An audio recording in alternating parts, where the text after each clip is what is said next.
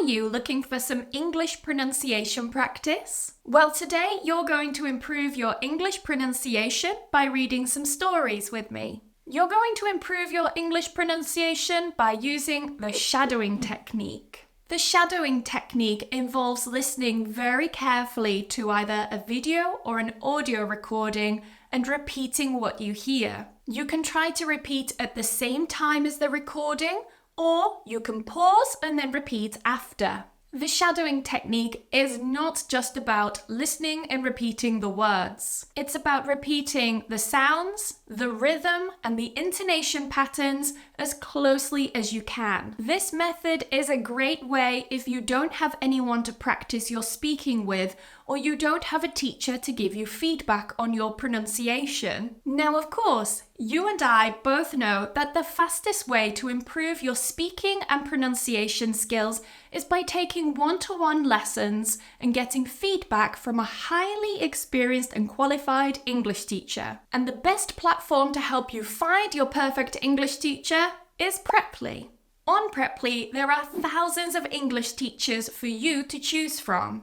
Your English teacher can design tailored lessons to help you reach your English goals faster and to ensure that you are improving. I'm currently taking Spanish lessons on Preply and my speaking skills have improved so quickly. Just the other day, my boyfriend and I went to a ceramics workshop together, and in the car back home, he said to me, "You know what, Emma, you actually speak quite well. You were making jokes, you were just talking, and you didn't need me." And it was such a big compliment. It felt like such a big achievement being told that, because for the longest time, I was very dependent on my boyfriend to translate things in Spanish for me. And now he doesn't have to. Now I can speak Spanish and do it myself. I will give you 50% off your first lesson on Preply if you use the code EMMA. After watching this video, you can click the link in the description to book your first lesson on Preply. As a bonus, especially for you, I've created a free PDF for this lesson, which you can download completely for free and use in your first lesson with your Preply teacher. Your free PDF contains a transcript of all the stories that we're going to read in today's lesson, as well as an explanation of any new vocabulary. There are also activities which you can complete by yourself or with your Preply teacher to help you remember the new vocabulary. To download your free PDF, just click the link in the description of this video. Now, let's start reading some stories together. This pronunciation practice lesson contains 9 stories. The first 3 stories are for beginners, so from A1 to A2 level. The next 3 stories are for intermediate and upper intermediate English learners, so B1 and B2 levels. And then the final 3 stories are for the advanced English learners, so they contain more complex grammatical structures and more advanced vocabulary, so they're perfect for C1 to C2 English learners. I will read all the stories just one time at a completely natural speed. However, if you want to change the speed of the recording, you can change the video speed in the settings directly here on YouTube. All the key vocabulary will be highlighted in this lesson, but if you want the definitions and some exercises to practice this vocabulary, remember that they are all in the free PDF and you can download that at any time using the link in the description. Are you ready? Let's begin. The Lost Cat. Once upon a time, in a small town, there was a cat named Luna. Luna was black and white. She liked to go out and see new places. But one day, she went too far and got lost. She walked a lot and could not find her home. Her family was sad and looked for her everywhere. They put up pictures and asked people, "Have you seen Luna?" They looked for her for many hours. At last, they found Luna.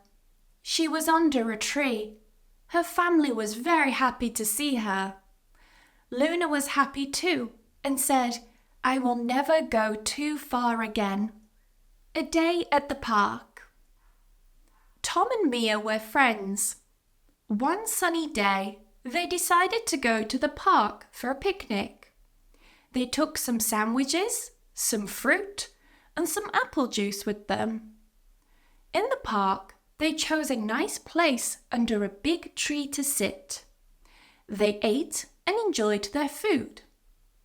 After that, they played games like hide and seek. They also fed the ducks. They were very happy and laughed a lot. When the sun began to set, they packed up their things. They promised each other they would come back soon. It was a wonderful day at the park. The magic seed. Ben found a shiny black seed in his garden. He decided to plant it, wondering what it would become. Every day he watered it and waited. Slowly, a little green shoot came up. It grew into a big and very strange plant that Ben had never seen before. One morning, he saw a beautiful, bright flower on the plant. Ben was surprised. The flower made him feel happy and special. He learned that small things can grow into something amazing. The mystery book. Emily found an old dusty book in her attic. It was a mystery novel from many years ago. The cover was worn, but the story was captivating. As she read the book, she felt like she was part of the adventure, solving clues with the detective. The book was full of unexpected twists and turns, keeping her guessing until the very end. When she finally solved the mystery with the detective, she felt a sense of achievement. The book had ignited her love for reading and solving mysteries. The bicycle trip. Marco and his friends decided to go on a bicycle trip around the lake. They prepared by checking their bikes and packing some snacks and water.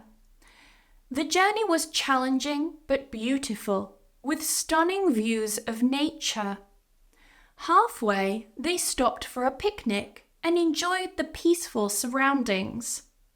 However, on the way back, Marco's bike got a flat tire. The group worked together to fix it, learning the importance of teamwork and preparation. Despite the setback, they finished their trip feeling proud and closer as friends. The art contest. Sophia loved to paint and decided to enter a local art contest. She worked hard on her painting, putting her heart and soul into it. The theme of the contest was nature's beauty, so she painted a breathtaking landscape. At the contest, she saw many talented artists and felt incredibly nervous. When Sophia's painting won third place, she was overjoyed. The experience taught her to believe in herself and her art. She made new friends who shared her passion and was inspired to keep painting. The forgotten manuscript. In the quiet solitude of his study, Professor Harper stumbled upon a forgotten manuscript buried beneath a pile of academic journals. The manuscript was a collection of short stories penned by an obscure author from the early 20th century.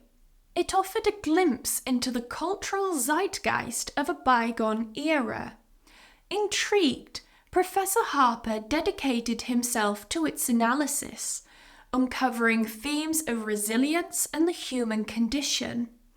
His research eventually led to a published paper that revitalized interest in the author, contributing significantly to literary scholarship. The quantum experiment. Dr. Olivia Kim was at the forefront of quantum computing research.